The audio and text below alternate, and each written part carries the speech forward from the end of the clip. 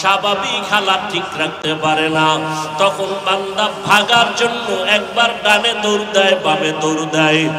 আমার গুনাহগার গুনার কারণে একবার দৌড়ায় আর বলে, মালিক জাহান্নামের আগুন থেকে বাঁচার জন্য রাস্তা খুঁজে, আর কয় কই তোমারে পাই। আল্লাহকে পাওয়ার জন্য, গুনাহ থেকে বাঁচার জন্য আল্লাহর আশিক পাগলেরা দৌড়াইতে থাকে। তার ভিতরে একটা জ্বলন শুরু হয়ে যায়, অন্তরের ভিতরে এমন একটা জ্বলন, এমন একটা আগুন জ্বলতে থাকে। আরে আমার গুনার কারণে কি উপায় হবে? আমার গুনার কারণে কবরে কি উপায় হবে? হাসরের ময়দানে কি উপায় হবে? যেই হাসরের ময়দানে নবীরা পর্যন্ত নাফসি নাফসি বলে কাঁদবেন, ঈসা নবী কাঁদবেন, আল্লাহ আমাকে বাঁচাও, তোমার আযাব সহ্য করা যায় না। হাসরের ময়দানের কষ্ট সহ্য করতে পারবে না, নবীরা কাঁদবেন। মুসা নবী বলবেন, আল্লাহ আমাকে বাঁচাও। ইব্রাহিম নবী কাঁদবেন আর বলবেন, আল্লাহ আমাকে বাঁচাও। আপনার আমার নবী রহমাতুল লিল আলামিন আম্মা জান আয়েশা রাদিয়াল্লাহু আনহা বলতেছেন, আমার রুমের মধ্যে, হুজরার মধ্যে বসে দেখি আমার নবী একদিন গুনগুন করে কান্না করেন। আমি আয়েশা ভয় পেয়ে গেলাম, নবীর সাথে কোনো বেয়াদবি হয়ে গেল নাকি। আম্মা জান আয়েশা বলেন, আমি নবীর কিনারায় গিয়ে আস্তে দাঁড়ায়া বললাম, পয়গম্বর আপনি কেন কান্না করেন? আমি আয়েশা কোনো বেয়াদবি করেছি? কয় না, কোনো বেয়াদবি না। তো নবী আপনি কেন কাঁদেন? বলে, হাসরের ময়দানের কথা মনে পড়ে গেছে। ওই হাসরের ময়দানে কি অবস্থা হবে আমার উম্মতের। আম্মা জান আয়েশা বলেন, নবী কেমন হালাত হবে যে আপনি কান্না করতেছেন? আপনার তো কোনো গুনাহ নাই, আল্লাহ আপনার মুহাব্বতের আশিক, আপনি নবীর কোনো গুনাহ নাই, এরপরও কেন কান্না করতেছেন? আল্লাহর নবী বলেন, ও আয়েশা কিয়ামতের ময়দানে আল্লাহর রহমত ছাড়া কেউ নাজাত পাবে না। আম্মা জান প্রশ্ন করলেন, নবী আপনি? বলে, আমিও না। আল্লাহ যদি দয়া না করেন সেদিন কারো জান্নাতে যাওয়ার উপায় নাই। হাদিস শরীফে নবী বলেন, এক আল্লাহর বান্দা কিয়ামতের ময়দানে হাজির হবে, দেখবে গুনার কারণে জাহান্নামের হ্যান্ডকাপ লাগানো হবে। আল্লাহ অর্ডার করবে, ফেরেশতা এই বান্দাকে জাহান্নামের হ্যান্ডকাপ লাগায়া জাহান্নামের দিকে নিয়ে যাও। আল্লাহর বান্দাকে যখন আল্লাহর অর্ডারে জাহান্নামের ফেরেশতা হ্যান্ডকাপ লাগায়া জাহান্নামের দিকে নিয়ে যাবে, ওই বান্দা বারবার আমার মাওলার দিকে পিছনে ফিরিয়া তাকাবে। আল্লাহ তাআলার কুদরতি অন্তরে জোশ এসে যাবে। আল্লাহ বলবে, ফেরেশতারা দাঁড়াও, আমার এই বান্দা বারবার পিছনে তাকায় কেন? ফেরেশতারা বলবে, আল্লাহ জানি না কেন তাকায়। আল্লাহ বলবেন, ও ফেরেশতা এই বান্দা দেখে আমি মাওলার একটু দয়া হয় নাকি। এ বান্দাই ফেরেশতা ওরে নিয়ে দাঁড়াও, আমি মাওলা তো রহমান, আমি তো রহিম, আমি চাই না আমার কোন বান্দা বান্দি জাহান্নামের আযাবে জ্বলবে, কারণ আমি বান্দা বানাইছি বড় দুর্বল। এক সেকেন্ডের আযাব সহ্য করার ক্ষমতা কারো নাই। দুনিয়াতে সূর্যের গরম আমার বান্দা সইতে পারে না, দুনিয়াতে মশার কামড় আমার বান্দা সহ্য করতে পারে না। আমার বান্দা জাহান্নামের আগুন কেমন করে সহ্য করবে? বান্দারে দাঁড় করাইয়া দেখো তার আমল নামায় কোন নেকের কোন রাস্তা খোলা আছে নাকি দেখো।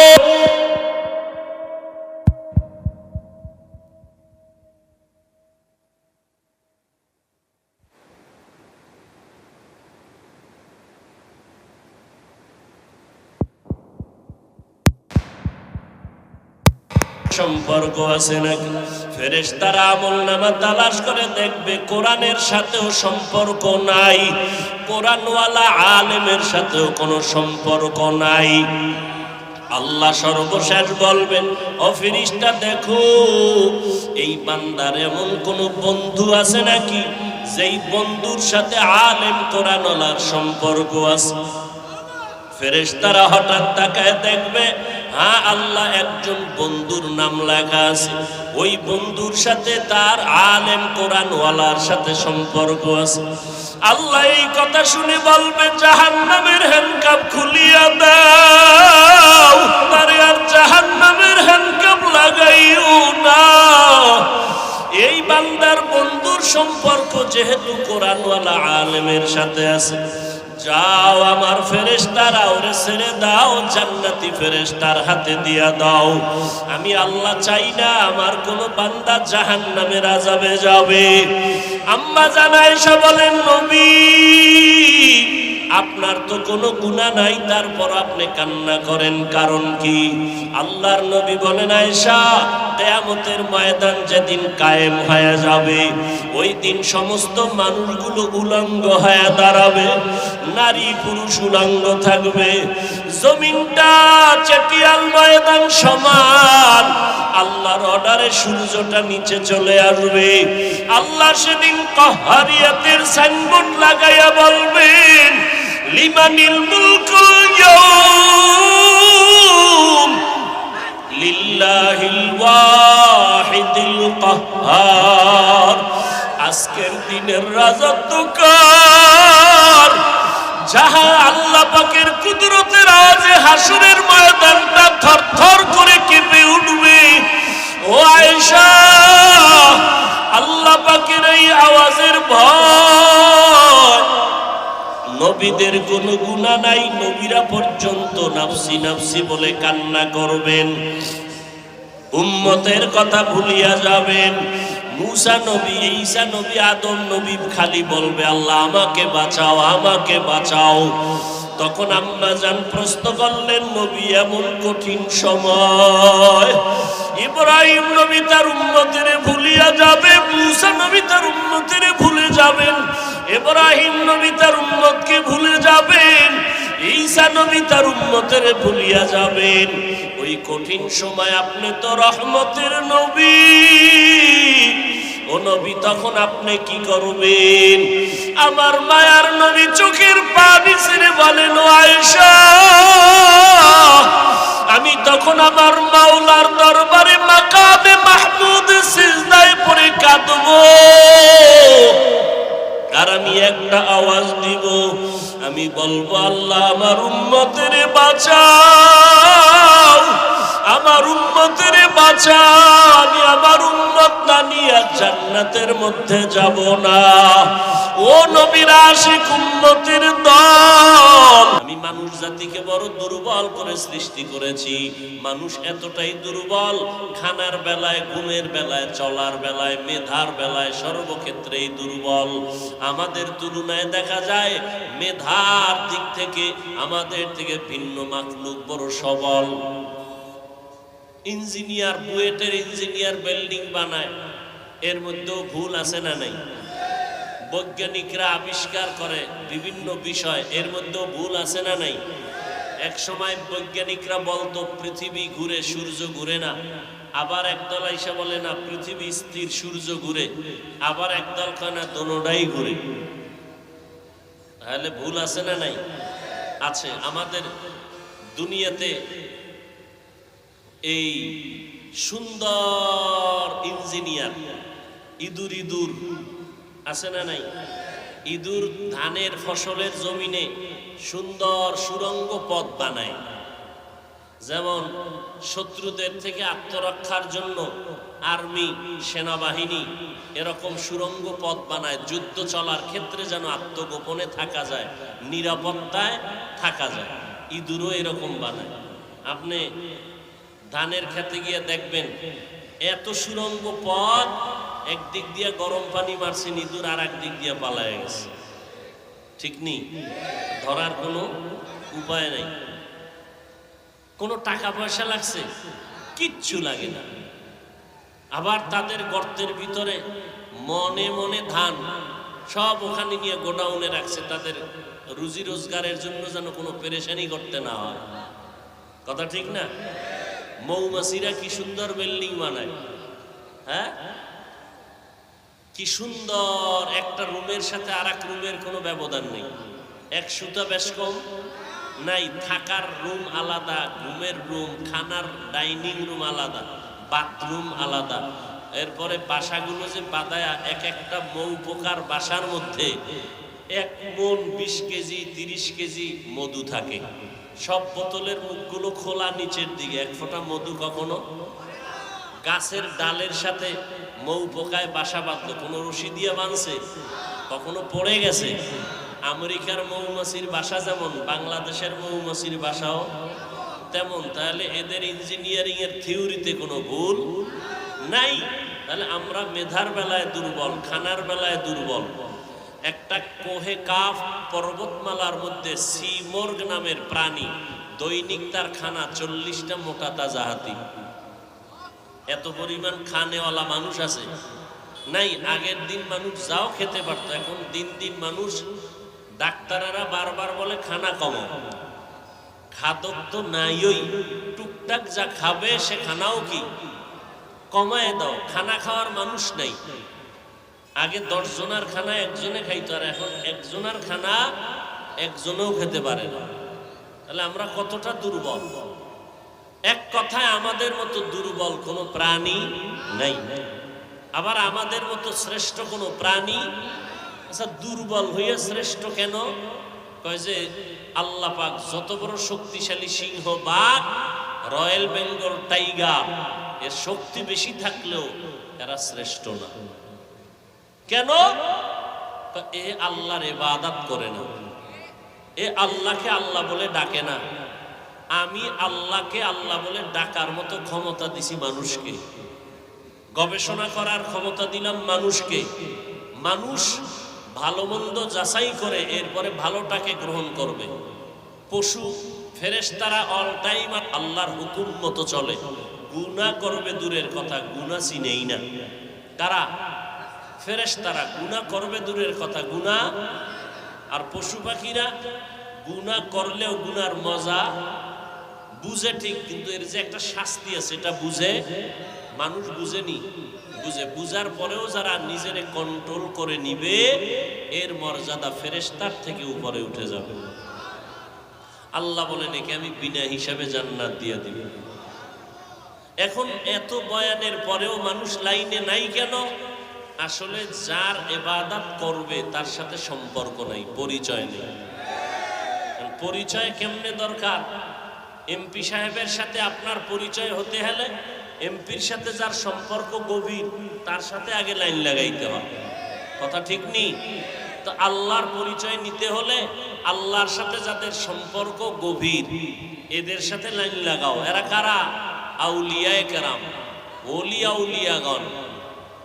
আলা ইন্না আউলিয়া আল্লাহি লা খাউফুন আলাইহিম ওয়া লা হুম ইয়াহজানুন আল্লাযীনা আমানু ওয়া কানু ইয়াত্তাকুন। আউলিয়ায়ে কেরাম যাদেরকে এক বচনে বলা হয় ওলি, বহু বচনে আউলিয়া।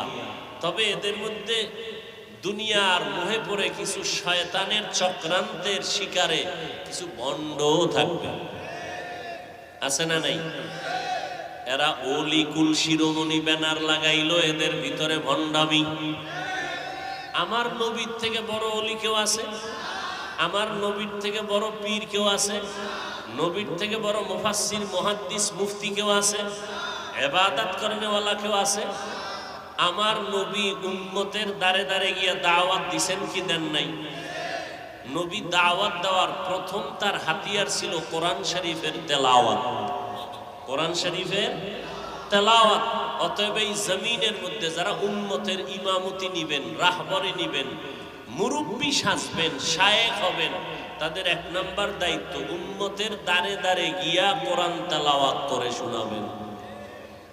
কিন্তু আমাদের দেশে এমন পীর আছে, কোরআন তেলাওয়াত করবে দূরের কথা, মুরিদদেরকে সামনে গিয়া ইমামতি করে নামাজ পড়ানোর যোগ্যতা নাই। এ সমস্ত নামদারি পীরের দরবারেও মানুষ যায় না, যায় না? কেন যায়? এরা আখেরাত পাইতে যায় না, এরা দুনিয়ার লোভে পড়ে যায়। ওখানে কিছু জিন্নাত দিয়ে খেলা করে, তো জাদু টাদু দেয়, কিছু তাবিজ টাবিজ দেয়, পানি পড়া দেয়, তো মানুষের দ্বারা দুনিয়ার কিছু লাভবান হয়। যে কারণে দেখা যায় পীরের দরবারে 20 বছর যায়, দাড়ি উঠে না। পীরের দরবারে বছর বছর ঘুরতেছে, পাগড়ি নাই। পীরের দরবারে ঘুরতেছে, রসুলের সুন্নতের টুপি নাই, পর্দা নাই। বরং পীরের দরবারে গিয়া আগের তুলনায় গুনাহের কাজ বেশি করে, আছে না নাই? এবং পীর সে জান্নাতে নেওয়ার ক্ষমতা নাই। আল্লাহ কোরআনে বলেন, ইন্নাকা লা তাহদি মান আহবাবতা ওয়ালাকিন্নাল্লাহা ইয়াহদি মান ইয়াশা। নবীকে বলতেছেন, হে নবী, আপনি যাকে মোহাব্বত করবেন তাকেই কালেমার রশি পড়াতে পারবেন না, হেদায়াতের গোলামির জিঞ্জির পরাতে পারবেন না। আমি আল্লাহ যদি চাই তো হেদায়াতের মালা গলায় পড়বে। জমিনের ভেতরে আল্লাহ চাইছেন তো ওমরের গলায় হেদায়াতের মালা লেগে গেছে। আর আল্লাহ চান নাই। আবু জাহাল নবীকে দেখলো, বয়ান শুনলো, 13টা বছর পর্যন্ত নবীকে ভালো করে চিনলো, জানলো। এরপর আবু জাহালের জবানে কালেমা আসে নাই। নবী হাতের মুষ্টির মধ্যে আবু জাহাল পাথর নিয়ে বলতেছে, মোহাম্মদ যদি বলতে পারো আমার হাতের মুষ্টির মধ্যে কি আছে, আমি এখন তোমারে নবী বলে স্বীকার করব, কালেমা পড়ব। নবী বলেন, আমি বলতে পারি না। কেন? আমি গাইবের মালিক না। গাইবের মালিক কে? আর জোরে বলেন, আমি গাইবের মালিক না। তো যদি আপনার হাতের মুষ্টিতে যা আছে ওরা যদি কথা বলে, মানবেন? মানব। নবী এবার বললেন, আবু জাহাল চাচার হাতে তোরা যা আসো আওয়াজ দে। সাথে সাথে কালেমা পড়া শুরু করলো। আবু জাহাল পাথরগুলো জমিনের মধ্যে ফালাইয়া চিল্লায়া কয়, মুহাম্মদ বড় জাদুকর। হেদায়েত কপালে নাই। আল্লাহ চাইলে হেদায়েত পাবে, না চাইলে পাবে না। এত বয়ান চলতেছে, বয়ান, তাবলীগের বয়ান, পীর মুরিদির বয়ান। এরপরও কিছু মানুষ দিনের কথা জানে, মিথ্যা বলা হারাম জানে, এরপরও মিথ্যা ছাড়া ব্যবসা করে না, আছে না নাই? সুদ খাওয়া হারাম জানে, তারপরও সুদ খায়, আছে না নাই? সুদের মধ্যে 70টা গুনাহ, ছোট গুনাহ মায়ের সাথে জিনা করার সমান। সুদের সাথে যারা জড়িত হবে এদের নামাজ কবুল হবে না, রোজা কবুল হবে না, হজ কবুল হবে না, দান সদকা কবুল হবে না। আল্লাহ বলেন, রেডি হয়ে যা, আমি আল্লাহ তোর সাথে যুদ্ধ করার জন্য রেডি। আল্লাহ যুদ্ধ করতে চায়। এটা কি খুশির কথা না রাগের কথা? মারাত্মক রাগের কথা। আল্লাহ সুদের মহামারীর থেকে গোটা জাতিকে হেফাজত করেন। আর জোরে বলেন, আল্লাহ বলেন, সাহায্য কামনা করো। 2টা জিনিসের মাধ্যমে সাহায্য প্রার্থনা করবা। 1 নাম্বার ধৈর্য, 2 নম্বরে হলো নামাজ। আজ আমাদের ভেতরে ধৈর্য নাই, নামাজও নাই। ধৈর্য নাই, নামাজও নাই। অথচ ধৈর্যের মধ্যে আল্লাহ 2টা পুরস্কার দিবেন নগদ, একটা আখিরাতে আর একটা দুনিয়ায়। দুনিয়াতে যারা ধৈর্যের সাথে আল্লাহর ইবাদত করবে, নামাজ আদায় করবে, 1 নাম্বার পুরস্কার হলো, আল্লাহ বলেন, ও ধৈর্য ধারণকারী গোলাম, তোর চিন্তা নাই, আমি আল্লাহ তোর সঙ্গী হয়ে গেলাম। ইয়া ইলাহি মুঝসে মুঝকো দূর কর, তাকে দেখো মুঝমে তুঝকো এক নজর। আল্লাহ সঙ্গী হয়ে যাওয়া, এটা কি কম মনে করতেছেন? মান কানা লিল্লাহ কানাল্লাহু লা। যেই বান্দা আল্লাহর হয়ে যাবে, গোটা দুনিয়া তার গোলাম পায়ের নিচে আসবে, গোলামে পরিণত হয়ে যাবে। ওমরে ফারুক আল্লাহর গোলাম হয়ে গেলেন, বাঘ তার গোলাম হয়ে গেল। উজানির কারি ইব্রাহিম রাহমাতুল্লাহ আলাই আল্লাহর গোলামে পরিণত হয়ে গেলেন, বাঘ তার গোলাম পরিণত হয়ে গেল। গরু কথা শুনেনি মানুষের? এই আপনারা হাল চাষ করেন না? গ্রাম এলাকায় করে না? আচ্ছা, একটা হাল চাষ করেনেওয়ালা গরুরে যখন কয় ডাইনে যাও, যায়নি, বামে যাও, যায়নি। আচ্ছা, হাল চাষ করে কোনো হিসাব? সাধারণ মানুষ বিড়িও টানে, হাল চাষও করে, নামাজও ঠিক মতো পড়ে না। এই রকম এক চাষি, সে যদি গরুরে কয় দাঁড়া, দাঁড়ায়নি। কথা বলেন, একটা বেনামাজি বিড়িখোর, ওর কথায় যদি গরু ডানে বামে যায়, আল্লাহ আল্লাহর কথা মানবে না কেন? এই কথা বুঝে না কিছু অসচেতন আলেম। সাধারণ মানুষ নিয়ে টেনশন না, ইসলামের মধ্যে 12টা বাজায় রাখছে কিছু শিক্ষিত নামের শয়তানের বন্ধু যারা, তারা। সাধারণ মানুষটা তো পেজ বুঝে না, কথা ঠিক না? এই পেজগুলো লাগায় রাখছে ইসলামের ব্যানারওয়ালা কিছু মুনাফিকেরা।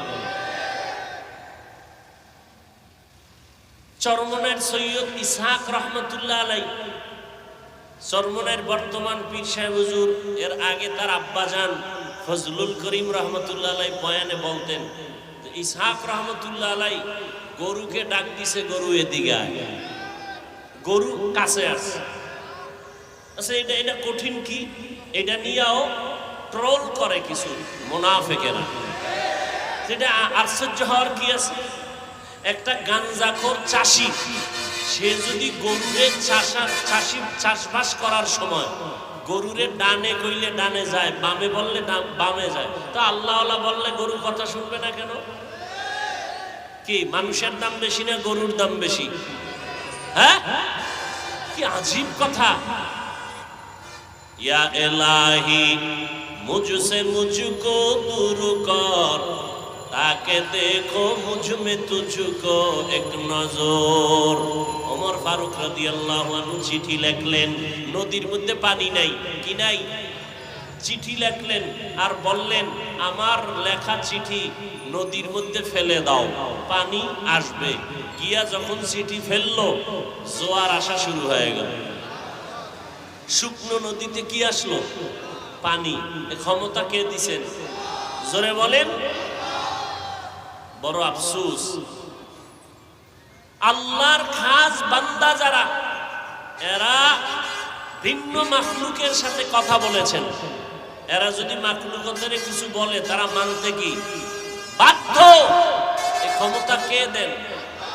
ইয়া আইয়ুহাল্লাযীনা আমানু ইন তাত্তাকুল্লাহ ইয়াজআল লাকুম ফুরকানা। তাকওয়ার উপরে যারা চলবে, মুজাহাদা করবে, আল্লাহ তাদেরকে স্পেশাল পাওয়ার দান করবেন। এই পাওয়ারের নাম ফুরকান। আল্লাহ তাআলা তার বিশেষ বান্দাদেরকে পাওয়ার দান করেন। যুবক সন্তান গুনাহ করতে করতে জীবনটা বিপন্ন হয়ে গেল, গুনাহ করে করে জীবনটাকে নষ্ট করে ফেললো, আল্লাহর বান্দা পেরেশান হয়ে গেল। এক সময় বিছানায় শুইয়া চিন্তায় পড়ে গেল, রাত গভীর, আমি যুবক মানুষ, এমন কোনো অন্যায় নাই করি নাই, অন্যায় করতে করতে জীবনটা আমার ধ্বংস হয়ে গেল। আল্লাহ বলে, বান্দা, দুনিয়ার পরীক্ষায় যদি কামিয়াব হইয়া জান্নাত পেতে চাও, তোমার সাহায্য চাওয়া লাগবে। সাহায্য চাইতে হলে তোমার 2টা গুণ অর্জন করা লাগবে। 1 নাম্বার গুণের নাম ধৈর্য, 2 নাম্বার গুণের নাম হলো নামাজ। ধৈর্যের 1 নাম্বার, যারা ধৈর্য ধারণ করবা তাদের 1 নাম্বার পুরস্কার আমি আল্লাহ তার সঙ্গী হয়ে যাব। 2 নাম্বার পুরস্কার, কিয়ামতের ময়দানে আমি আল্লাহ তাকে বিনা হিসাবে জান্নাত দিয়ে দিব। বিনা হিসাবে জান্নাতে যেতে চাইতো, কথা বলেন না কেন? নামাজ ছাড়া কিয়ামতের দিন প্রথম হিসাবই হবে কিসের? নামাজে। আল্লাহ পাক বলেন, পাস করার জন্য ধৈর্য নামের মেডিসিন তোমার ভেতরে লাগবে। ধৈর্যের বড় দাম। 1 নাম্বার পুরস্কার, আল্লাহ সঙ্গী হয়ে যাবেন। 2য় পুরস্কার, আল্লাহ বিনা হিসাবে জান্নাত